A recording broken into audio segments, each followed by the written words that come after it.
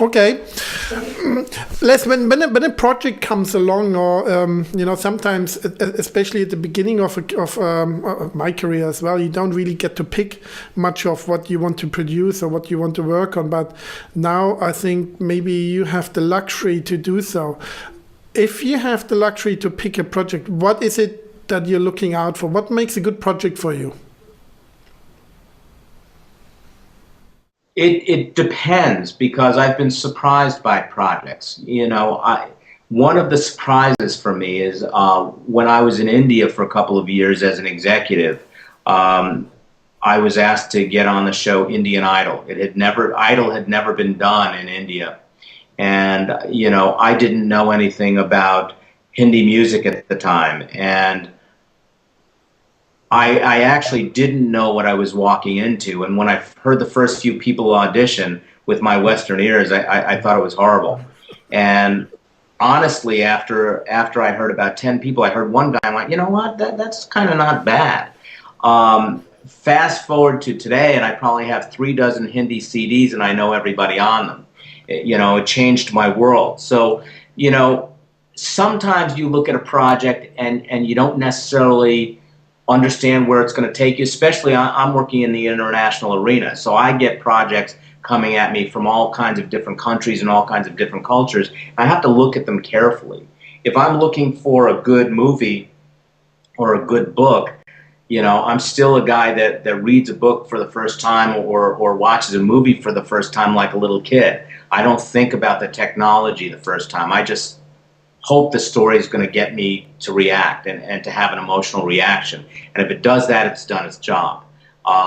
If I start thinking about the technology early on, it's probably not as good a movie as I'd want it to be. When it comes to TV, a lot of it, I do a lot of nonfiction television, so a lot of it is about adventure. I do stuff for National Geographic and for Discovery and for Travel Channel, things like that. That for me is I'm going to see new things. Excuse me, I've got a call here real quick. No problem. I'll cut that out Okay. later. So don't worry. I just cut it. Okay, go ahead. Okay. Let's moving away a little bit from maybe just media production as it is today. If you look at the world, and what do you think are our biggest challenges for mankind over the next 20, 30 years? And what can we do in the media? What is our role now, and how will it develop? Where do you see all that going? That's a big question, I know.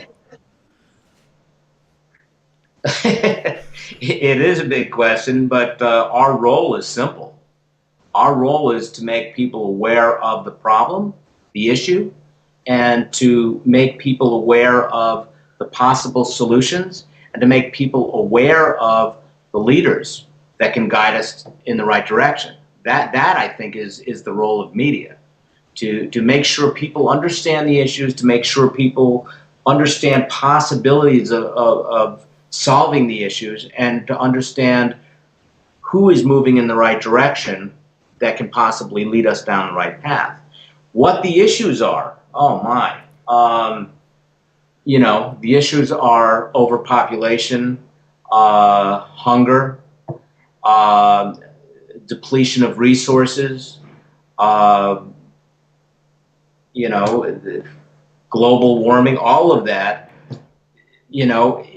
There are so many countries, and I'm especially sensitive to it right now. I mean, this is May 2010. I'm especially aware of all the political unrest in the world because we just went through a major difficulty in Thailand in the last couple of months.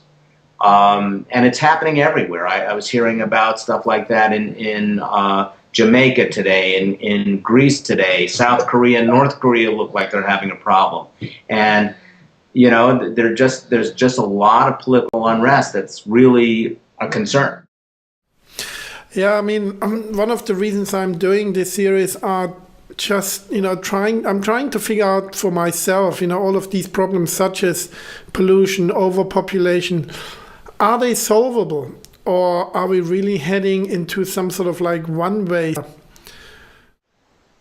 If they're not solvable, then I guess we're doomed. And, I prefer to be somewhat of an optimist. I think that Do we have all the answers now? No, but I think people are starting to listen. Hopefully, it's not too late. When I see different factions and political parties and different factions of a country fighting each other, you have to want to just stop them and say, "Hey, guys, what are you doing? You're fighting with each other." I mean, for me, one of the bigger issues, and that's going back to the role of the media a bit, is the media seems to be much more tightly controlled by fewer companies and people or individuals than it was maybe, I don't know, 20 years ago. There's maybe 6, 7 major companies like Murdoch, Viacom. Is the media really doing the job they should be doing to educate the people the way they need to be educated to make the right choices? Because our political system really depends on educated people to do that. Do we have that in place? Is that happening? To some degree, yes. To some degree, no. Part of the issue is